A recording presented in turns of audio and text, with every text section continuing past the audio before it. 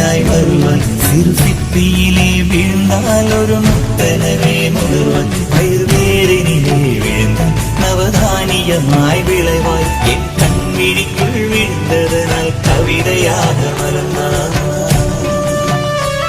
அந்த இயற்கை என்னை படைத்தால் ஒரு பெரிய ஷவர் இது.